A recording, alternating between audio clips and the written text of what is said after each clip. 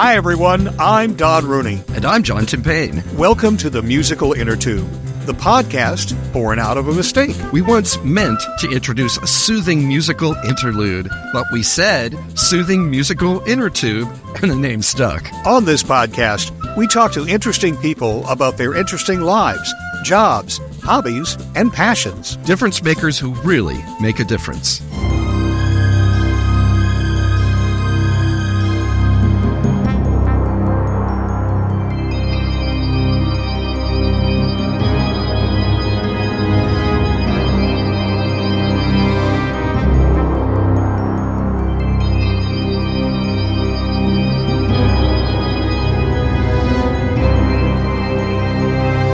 And today on the Musical Innertube, we thought we'd celebrate Halloween in the best possible fashion, and that is by returning to Cory Hutcheson, who is a folklore expert, and he's going to talk about the fact that witches still exist. He has a book out called New World Witchery, which you can find in your local bookstore. I did. I picked up a copy. It's very interesting, and it's also got a lot of weird stuff in it. And we'll talk to him about the interesting and the weird. How are you, Cory? I'm fine. I love the weird. The weird is what makes it all worthwhile. So thanks for having me back. Glad to be back here. I think so. John and I revel in the weird. We have. Yeah, why would years, I be right, still together with Don? I mean, come on. Yeah. I did like the weird, Always gets a little weird. Yeah, for sure. I would think that most people would not necessarily be surprised that you contend that we still have witches around, but I don't think it's the witch that everybody, like the witch from The Wizard of Oz, that everybody's thinking of. Witches are quite different in your opinion, right?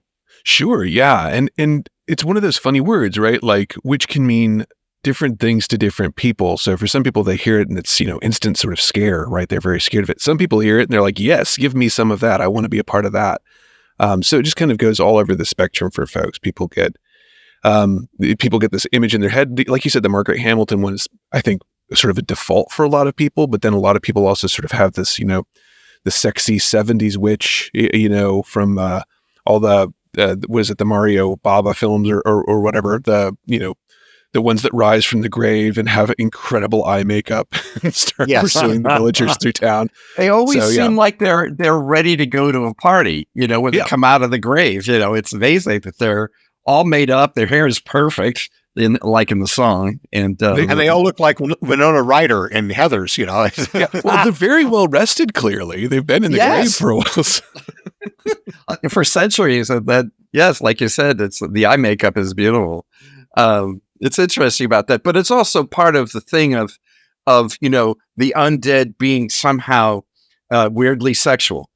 Speaking of weirdness, there is something about that connection between vampirism and witches and sexuality, which, everybody is aware of, but doesn't want to talk about it because it's too icky. Yeah. I mean, you look at kind of how Halloween is, right? Halloween's supposed to be the celebration of, or not celebration of, but sort of recognition of death and the scary parts of life. And you go to any college Halloween party and you're going to find somebody dressed as like a sexy turtle. And it's like, how did that happen? But there it is, Sexy nurses and all that sort of thing. Yeah. What exactly? Now we think of witches as flying on broomsticks and casting spells, and I think probably the casting spells part is the most relevant when we're talking about. What is? Let me back up just a second. Wiccan, is that what they're calling them? There's a whole, you've got multiple categories. So people who contemporarily practice witchcraft fall into a lot of different categories. Wiccan is probably the best known of them because it's a religious form of witchcraft practice. Although even then, some Wiccans will say, well, we don't really even call ourselves witches because they're trying to distance themselves from some of the negative meanings of that word. But a lot of them do embrace that and say, yeah, we do magic, which can mean a couple of different things. Sometimes it's just sort of religious rituals, spiritual rituals. Sometimes it is, spells to accomplish things, although there are very specific rules about how they engage with that spell work. Some of it's stuff that people would recognize, from every day, checking your horoscope in the daily paper or something like that, or power of positive thinking kind of stuff, where you're just sort of supposed to concentrate on something to sort of help bring it into fruition or whatever. That, it's kind of a wide range of things that you could sort of attribute there. But Wiccan, yeah, absolutely is one of the biggest categories there for sure. We hear a lot about, practicing Wiccans today. Mm-hmm. And I'm just wondering how do Wiccans, how are they different from other kinds of witches? What are some of their essential and particular characteristics? Sure. Yeah. Well, I mean, the religious context of that is really big, because it is a religion for those practicing Wicca, and even other forms of what we might call traditional witchcraft, or these kind of religious witchcraft practices. They view it as a religion. It's part of the spiritual worldview they have, and for them, they're looking at a connection with what they consider sort of the gods that existed before Christianity. So they'll oftentimes connect with, for example, Norse pantheons, Thor, Odin, Freya, people like that, or they'll connect with Greco-Roman pantheons, or that's interesting. So they're just kind of turning back to stuff that they looked at and they said, oh, well, Christianity, we can see that there's been a lot of problems that have been caused by institutional religion over the years. I don't think we can deny that, the Inquisition happened, So sure. They're looking at that and saying, we don't really want to be a part of that history. So let's look at the stuff that existed maybe before or around that, and see if we can find value there, because, those people, they tried to live good lives too, by their own moral codes. What can we do with that today? What can we add in? What can we, make relevant for us now? And they also, see, it's oftentimes very nature-based, very earth-based spirituality. So a lot of people who are very interested in sort of environmentalism see this connection between these, a god of a river, and the river itself. And they can sort of see like, oh, well, if I'm paying respects to this river god, I can also clean that river up as a sort of way of engaging with worshiping, celebrating that god. And so they can kind of connect these two areas of their life. And it can be really, really moving and powerful. And that's very different, I think, even though you still have these images of, like we said, the Wizard of Oz, which is kind of floating around out there.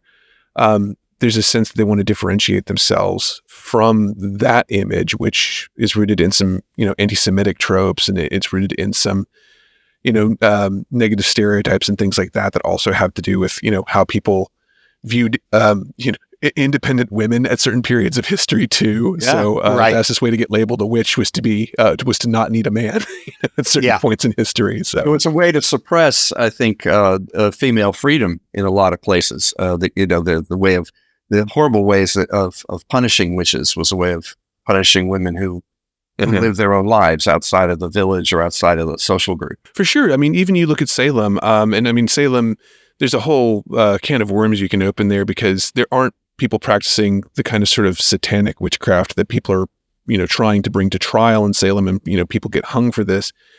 But, people are practicing various forms of folk magic and things like that. They're doing divination. They're doing rituals to protect themselves, because it's just part of the worldview at the time.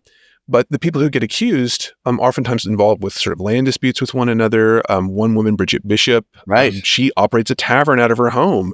So she doesn't need, anybody's support, because she's sort of supporting herself, and that lines her up as a target pretty quickly. So let's talk about some of the things that are associated with witches that still kind of permeate the thought nowadays. Sure.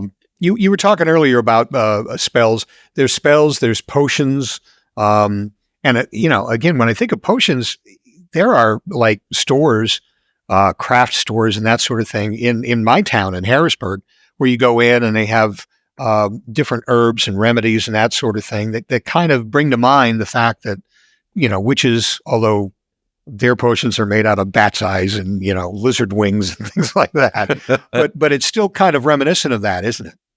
Absolutely. And I mean, it's worth remembering that, there is some scholarship. I'm not going to say it's absolute, but there is some good scholarship that says, that sort of like famous, wool of eye or wool of bat and tongue of dog and eye of newt and toe of frog.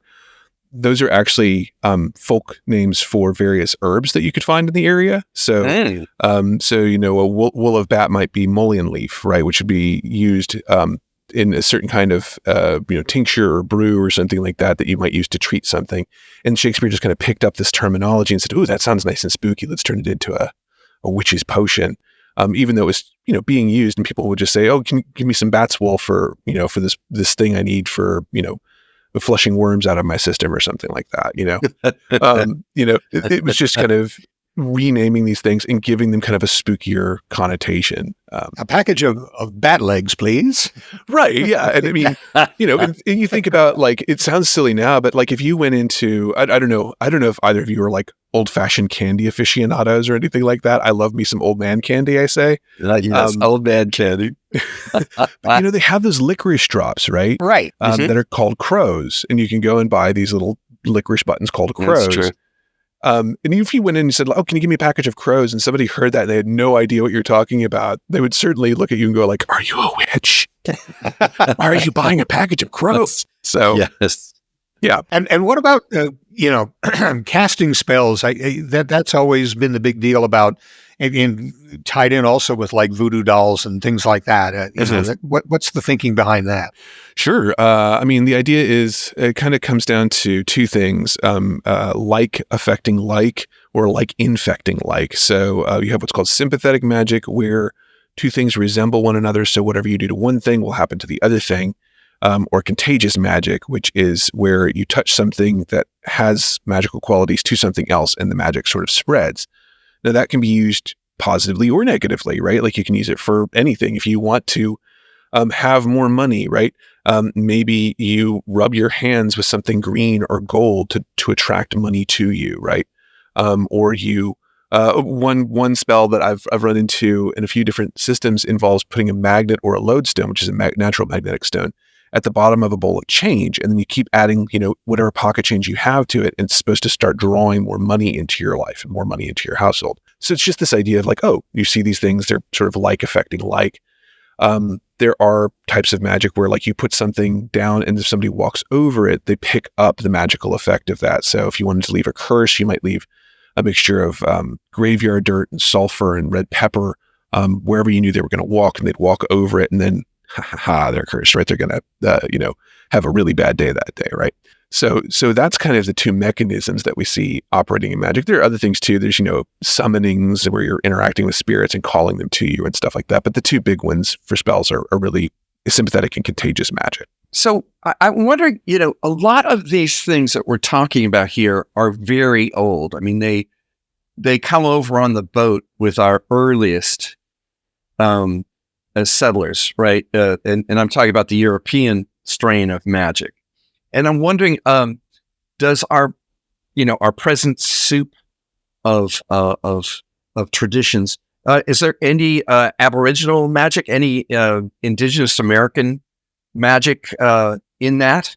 Sure, absolutely. There's a lot of Native American influences on various practices that have evolved in North America. So, for example, there's a practice called hoodoo, which people mistake for voodoo. Voodoo is actually a religion that comes from Haiti, and even then it comes back from sort of West African practices and things like that. It's very, very much misunderstood, actually. But hoodoo is a magical practice that was practiced by largely African American people who were enslaved at the time, and even kind of after slavery, were still continuing to practice this system. And a lot of what would happen is they were trying to adapt the things that they had, learned to practice in kind of their African culture before they were enslaved and brought over to North America. But once you get here, the stuff that you have available is just totally different, right? Like, if you have an herb or a plant that you're used to using in West Africa, there's no easy approximation of that here in North America. But what they found was the people who really knew all of that stuff were indigenous Americans. And so there would be these connections made between enslaved peoples and sort of the indigenous peoples of the area who would then sort of teach them like, oh, well, this plant is good for that. And this plant is good for that. And, this stone can do this thing. And so that starts to get picked up by people practicing hoodoo. And we even see that up in Pennsylvania, where we have sort of Pennsylvania German settlers.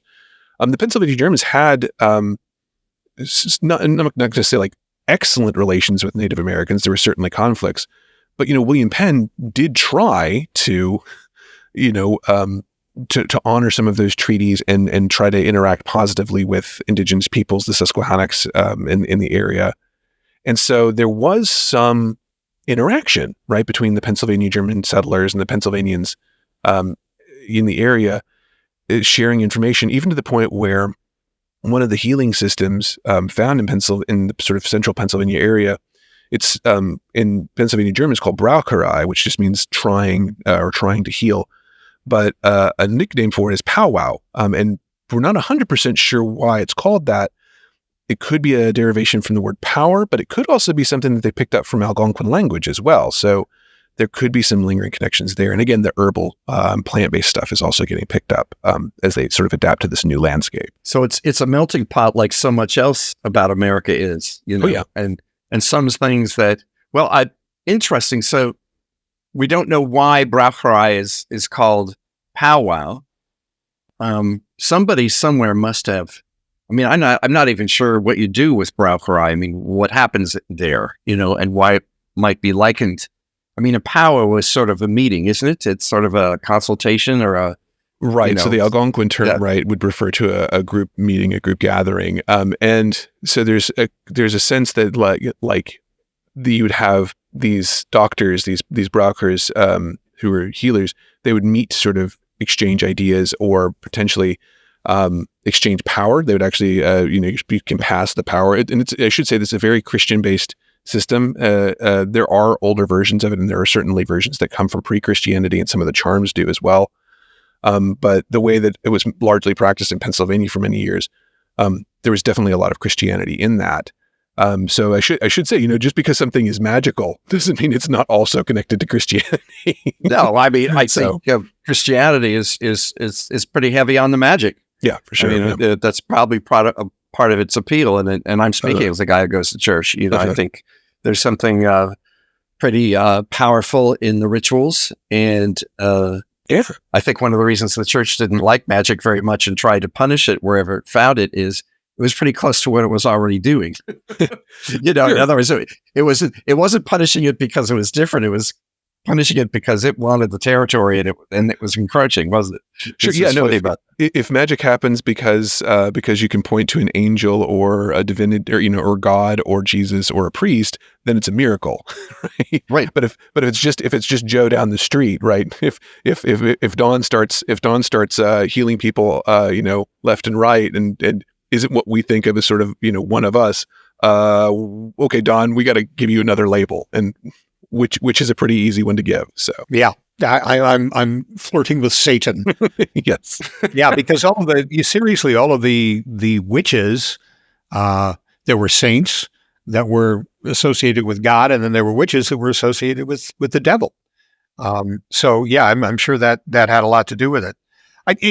When I was talking to you about this program with another person recently, he said, "Oh yeah, my sister says she's a witch."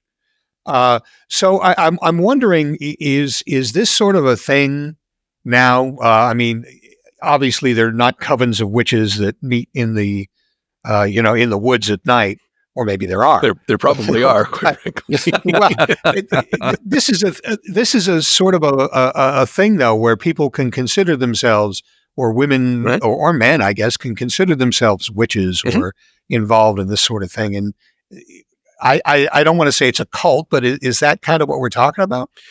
Yeah, I mean, a cult just means, any group of people sort of collected around an ideology. There can be, for a lot of people, they look at Christianity and say, well, that's sort of a cult as well, or it was a cult when it first started, obviously. Romans certainly viewed it that way, right? But, what we look at today, the people who are practicing this, it's an empowering thing, right? It's a sort of reclaiming something that has been that's been bad, right? So you see a lot of people who are coming from backgrounds where they have been hurt religiously or treated badly by their sort of home religion. They'll look for this because it says, no, you can have power and you can make choices for yourself. And you can make these decisions, you can do the spell work yourself. You don't need a priest or an intermediary, right, to do all this stuff. Or you'll have people who, may not have religious trauma necessarily in their background, but they do see it as a sort of like a way to say that they are powerful, or that, I want to go out and and make a difference in the world, whether that is, physically doing, physical things for my community, or whether that is spiritually and through this sort of magical work.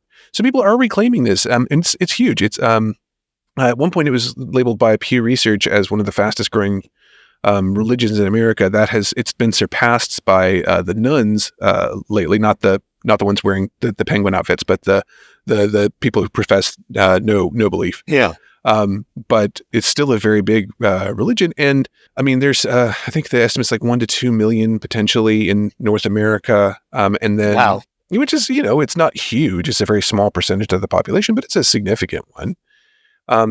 And you do have, it gets a lot of attention. We have Wiccan characters that show up on television shows like Buffy the Vampire Slayer. There's even a Scooby-Doo movie that had Wiccans in it.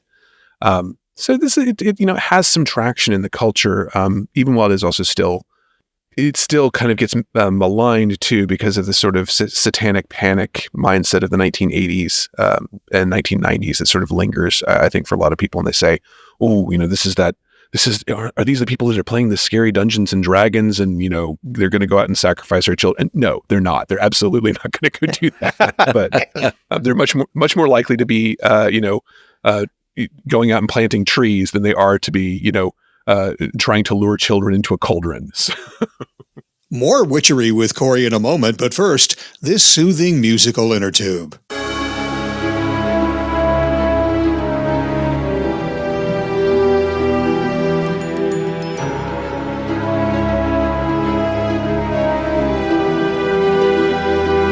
Cory Thomas Hutcheson is a folklorist and university lecturer at Middle Tennessee State University. He has a doctorate in American Studies with specializations in folklore, religion, and ethnicity from Penn State. Cory is the author of the book New World Witchery, a trove of American folk magic.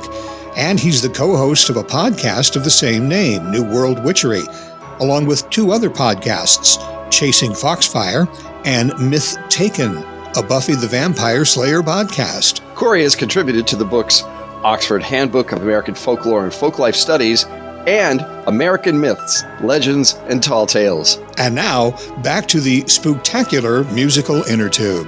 Ooh. As John mentioned earlier, a lot of this stuff comes from the old country, whether the old country is someplace in Europe or someplace in Africa. And it deals with superstition. It deals with habit. I'm thinking of, I spilled salt, I'm going to throw some over my shoulder. Never walk under a ladder. All those things combined with, old wives' tales, that come from your grandmother and that sort of thing. Is that all woven in to this whole pattern of magic sort of lying for sure? underneath Yeah, superstition and folk belief are fundamental to a lot of practices. Now, there are certainly folks that are going to come back and say, they're trying to be rational or they're looking at sort of the science of this and all that. But I would say a huge amount of this is very much rooted in these kind of old folk beliefs and folk understandings. And superstition, it's kind of a dirty word for folks, but the way I like to kind of talk about it is we get what the word understanding means, right? Understanding means that you grasp something, you grok it from start to finish. You really understand the rational process by which something happens, right? You understand if you want to clean your clothes, you got to put them in the washing machine, add the soap, turn on, all that kind of stuff, right? Superstition comes from Latin words that basically mean overstanding, standing over something. And the idea is that you see that 2 things are connected, but you don't actually understand all the stuff between them, right? You see that if I do this one thing, this other thing happens. There's no rational reason for it to happen. No rational reason why if I spill salt and throw it over my shoulder, I'm prevented from having bad luck. But I see that if I do it, it has an effect. And so it's really observational stuff. Like this is people have been observing this stuff. And sometimes we find later on down the line, for example, foxglove is a really good example. People were using foxglove as a folk remedy for when you had weak hearts and things like that. And they didn't necessarily understand the medicinal aspects of this. Well, it turns out it has a chemical in it that if you have too much of it, it'll give you a heart attack. But if you already have heart conditions, they actually even still use it as a prescription medication, digitalis, as a way to regulate your heart so that you don't have a heart attack. So it's one of those things where sometimes it's old understanding that just hasn't been proven yet. Sometimes it's just a sense that there's a connection between these things. And people are sort of adopting that and saying like, well, we don't need to rationally understand everything. We can accept that there's mystery and wonder kind of under this stuff. And, which is are mysterious and wonderful and weird and magical. So it all kind of ties together. Magic connects us with the world as it is. A lot of magic has been, willow bark, for example, which the Indians found out if you chewed it, it could help make a toothache better. And if you boiled it in water, you could drink it and alleviate pain. And now we have aspirin, right? And salicylic acid for that reason. So that magic is also a way of paying attention and finding out the potential for surprising connections and surprising things that nature can do. So it brings us closer. For sure. Yeah. I mean, I think if people really watched modern day witches practicing what they were doing, they would be incredibly bored. It's really boring because it's a lot of like watching the signs, watching birds fly. How many birds are over there? Okay, let's pay attention to that. Okay, let's pay to, the color of these leaves. And it's like constant note taking. So, that's one of those things people see that and they're like, it's not the Harry Potter flashbang, waving a wand and sparks go flying kind of stuff. It is very much slow, very subtle kind of stuff where you do a ritual, but it is, mostly you kind of observing the world around you and trying to manipulate it or interact with it in these kind of very subtle ways. Yeah, absolutely. Nothing like Bewitched, where, a girl goes and tweaks her nose and things appear or disappear. I've tried it so many times, it doesn't work. Yeah. It was such a cute nose. It was. Maybe it's just hers that worked. I don't know. Just Elizabeth Montgomery, only her. Oh my God, yes. She twitches her nose at me. I'd do something. So wouldn't you? Who wouldn't? Let me go to a couple of things specifically that you bring up in the book, the New World Witchery, which is available at bookstores everywhere. Something that John and I know about from our music backgrounds, and that is that if you go to the crossroads, you're going to meet the devil, and he's going to make you the best guitar player in the whole universe. Oh yeah, oh yeah. How did that come about, and why are crossroads important in literature? Sure, I've got to ask: Have either of you ever been tempted to do that? Well, I don't play, but John, I've been there. And instead of being made the best guitarist in the world, somebody with a pointy tail and horns asked me for a 20. It was completely what I expected. I mean, it's like a Grateful Dead song, I'm a friend of the devil. I just didn't know it. Yeah. There you go. I love that. Yeah. No, that's great. It's a fun legend. It gets associated with Robert Johnson, although it may also be tied to another bluesman named Tommy Johnson. Both were active kind of in the Memphis area, in the sort of northern Mississippi area. So, but Robert Johnson is the one who's really associated with this legend because he has a song called Me and the Devil and a song called Crossroads Blues. And so people kind of connect all those things together. But crossroads have been a place where magic, particularly kind of weird, interesting, sometimes dark magic happens. The scary magic happens for a long time. Some of that comes down to there's stories about the idea that that's where you'd hang your criminals, and so criminals are hung at the crossroads. So it's a place between life and death and stuff like that. But it doesn't seem to be directly that. It seems really to be about the fact that it is an intersection of two things. And whenever you have two things intersecting, like the sea and the shore, right? There's a space there that isn't quite sea and it isn't quite shore, right? It's not quite land. It's not quite water, right? And the crossroads are at that intersection, right? So anytime you have intersections, we call that a liminal space, a space between two other places. And that's a really strong place for magic because normal rules no longer apply in a liminal space. You're always, having to abide by just sort of the rules of the in-between world, right? Or as they would say in Stranger Things, is the upside down, right? The upside down world. Right. And so because of that, everything that you do at these crossroads can have a magical significance. Well, one of the creatures that you could potentially meet at the crossroads, and the crossroads, we mentioned voodoo earlier. In voodoo religion, There are spirits that dwell at crossroads that you go and you leave offerings from them, but they're really kind of like children. You leave them candy and things like that, so they're not menacing or dangerous. But one of these spirits that does show up, especially in European lore, is the devil. And I should say, European lore about the devil is really funny because sometimes they're talking about these sort of, the Christian sort of satanic devil. And sometimes they seem to be talking about this kind of like mischievous wood spirit that comes out of, Germanic lore and things like that, which is much closer to kind of how we envision, the pointy horned goat hooved devil. Mm-hmm. That's much more in line with the sort of Germanic spirit thing than anything we see described sort of biblically, where he's either sort of described as sort of human-like or as a giant dragon, depending on where you're looking. Right.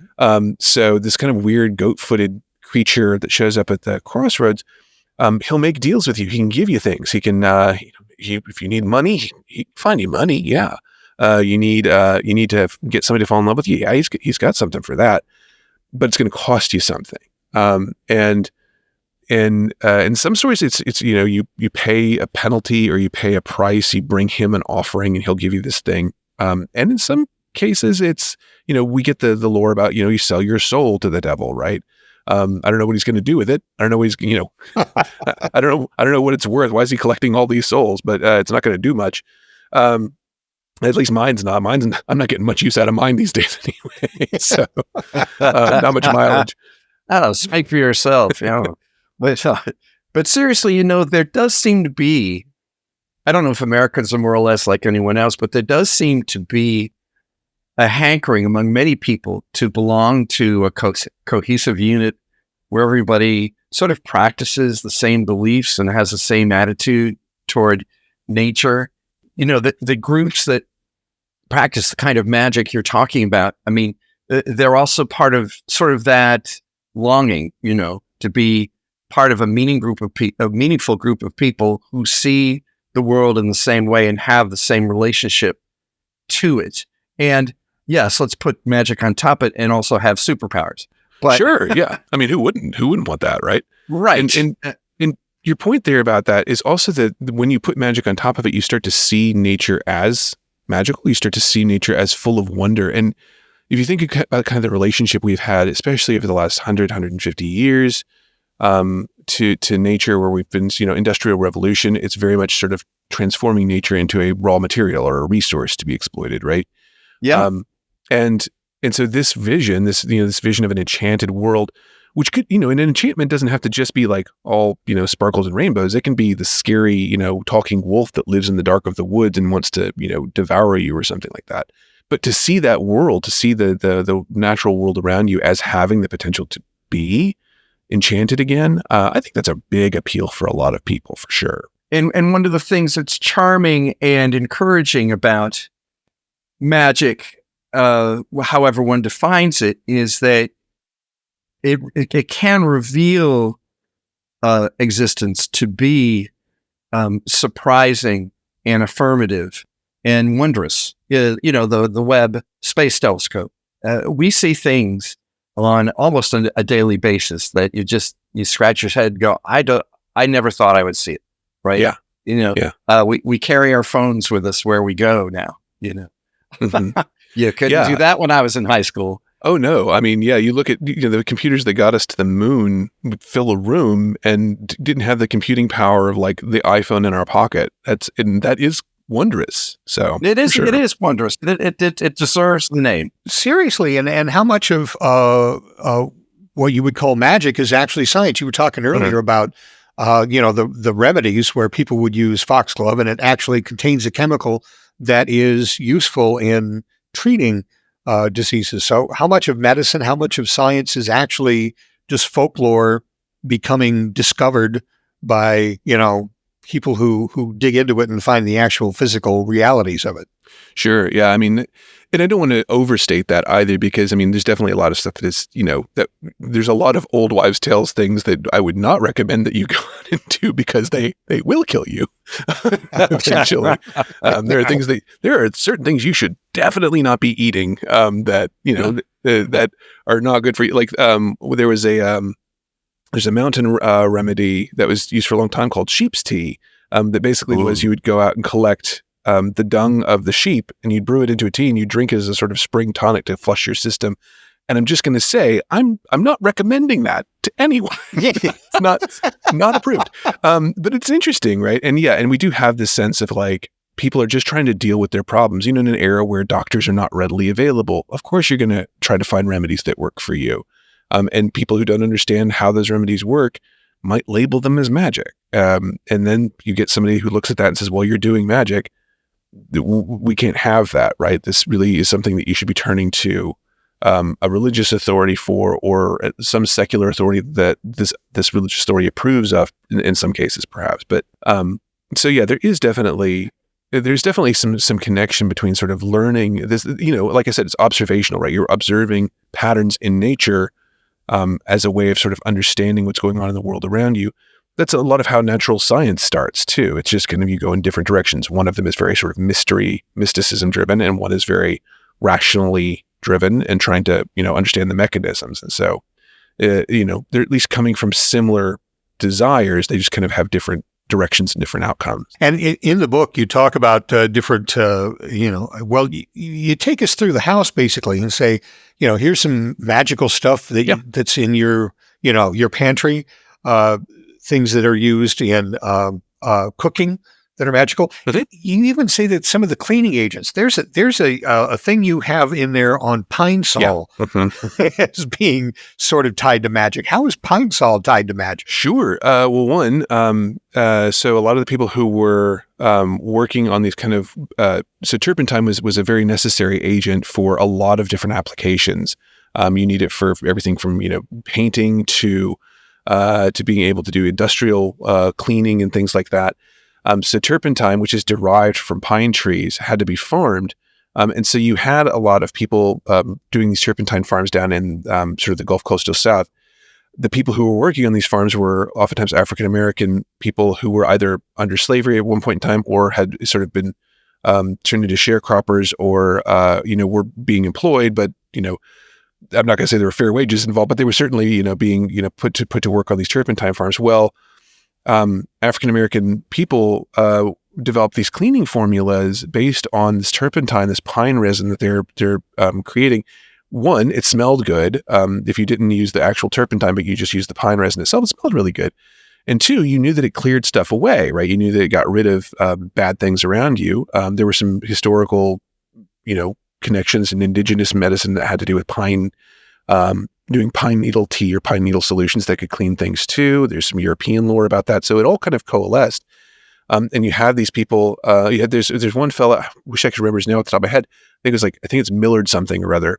But he saw some of these formulas that were being used in African-American households. And he said, well, why don't we just bottle that and sell that?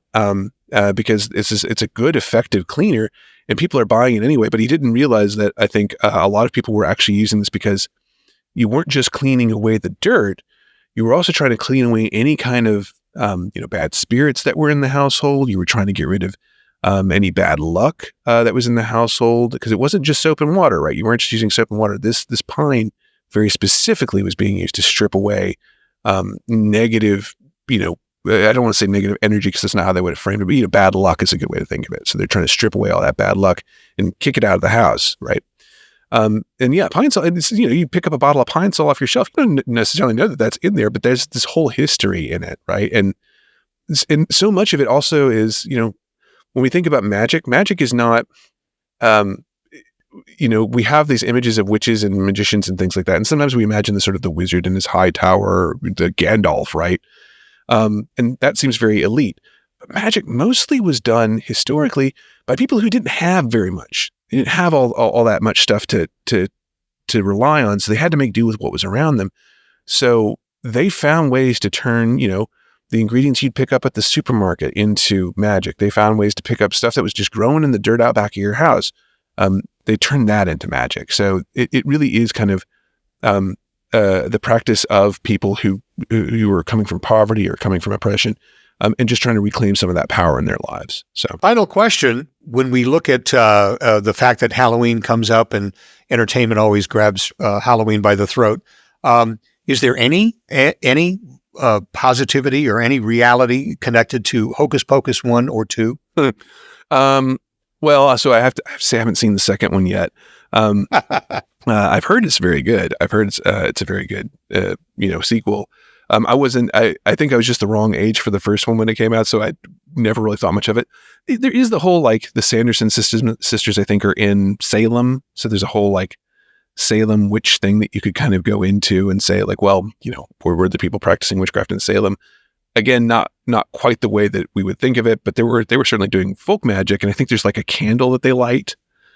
Candles are a black flame candle. Yeah, and I mean, candles. And I only know that because I watched it with my granddaughter again 2 days ago. Is it good? I hear it's good. Well, yeah, it's pretty. It's fun, and it's got Bette Midler singing in it. So sure. Well, I mean, there's their magic. If you're looking for your magic, it's got Midler singing. So for sure. Yeah, I mean, candles do show up in magic. We do see it's because you're transforming something, anything where you're doing something like burning a candle and it's slowly melting away, but it's giving off light. That's sort of a magical process. So yeah, certainly there's stuff like that you could point to. But I wouldn't rely on it for a reliable picture of what modern witchcraft looks like either. So. Probably not. Yeah.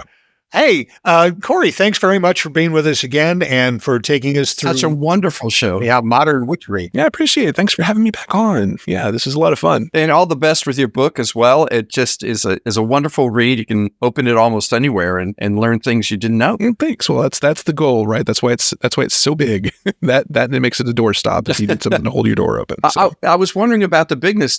Was this a magnum opus for you? Was this many years in the making? Yeah, no. This took about 3 years to put together. There was a photo when I finished it of the stack of books that I had used, and I literally built a book fort around myself. Imagine a pillow fort, but it's all books from the research. Yes. So, yeah. Well, it certainly worked out, and it is, like John says, it is a great read, and we would heartily recommend people go and pick it up at the store because there's a surprise on every page. Right. When you're talking about just everyday things that we run into that wind up being connected in some way or another to magic and witchcraft. Well, thank you very much. Appreciate it. Okay, and thanks for being with us again, Cory. Thank you guys so much. Have a wonderful and happy Halloween. You too. And thank you for listening to the Musical Innertube. Hey, let us know how we're doing. Send us an email at musicalinnertube, all one word, @gmail.com. Do you know someone with a great story to tell? Let us know. Send us an email or log in to our website, musicalinnertube.com, and click on the microphone in the lower right-hand corner to leave us a voicemail. And while you're on our website, take a few minutes to listen to past episodes of the podcast. They're all there, along with pictures and biographies of our guests, blog posts, and lots more. And as always, our thanks to virtual band Car Radio Dog for providing us with our theme music.